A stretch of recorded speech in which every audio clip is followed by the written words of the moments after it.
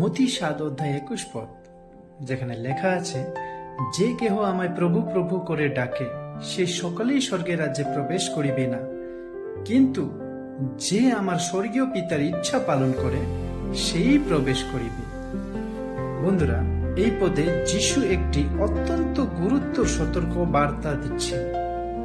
শুধু মুখে বিশ্বাস প্রকাশ করা বা কণ্ঠে প্রভু প্রভু বলা যথেষ্ট নয়। খ্রিস্টীয় জীবন কেবল নাম মাত্র খ্রিস্টান হওয়া মধ্যে সীমাবদ্ধ নয়, বরং ঈশ্বরের ইচ্ছা মেনে চলাই আসল প্রমাণ।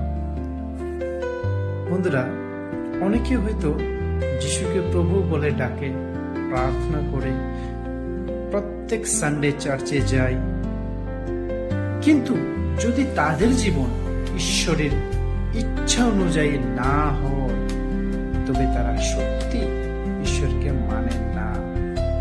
যিশু স্পষ্ট করে বলছেন, স্বর্গরাজ্যে প্রবেশ করার চাবি কাঠি হলো ঈশ্বর পিতার ইচ্ছা পালন করা। অর্থাৎ শুধু বিশ্বাস নয়, সেই বিশ্বাস অনুযায়ী জীবন যাপন করতে হবে। একজন সত্যিকারের ঈশ্বর ভক্ত শুধু বাইরের আচার অনুষ্ঠানে নয়, অন্তরের পরিবর্তনে পরিচিত হয়। তার জীবনে বিনয়, প্রেম, দয়া, ক্ষমতা, সত্যের প্রকাশ ঘটতে হবে। অনেক সময় মানুষ ধর্মীয় কার্যকলাপ করে কিন্তু হৃদয় থেকে ঈশ্বরের ইচ্ছা মানে না। যিশু তাদের জন্য সতর্ক বার্তা দিচ্ছেন যে শুধু বাহ্যিক ধার্মিকতা ঈশ্বরকে সন্তুষ্ট করে না। আমরা শুধু মুখে নয় বন্ধুরা, কাজে ও জীবনে যিশুকে প্রভু যেন করি, মানি।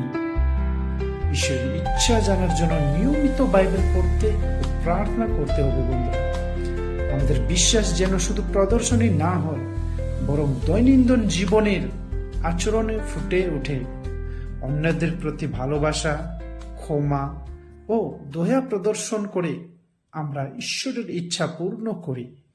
যদি সহজভাবে বললে, শুধু প্রভু বললেই চলবে না, তার মতো চলতে হবে। বন্ধুরা, যেভাবে আমরা বলে থাকি যে চকচক করলেই শোনা হয় না, ঠিক সেইভাবেই মুখে শুধু প্রভু প্রভু বললে যিশুকে, তারা স্বর্গের রাজ্যে যেতে পারবে না।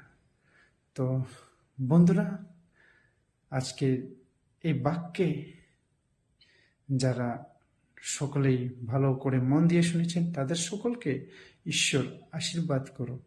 আমেন।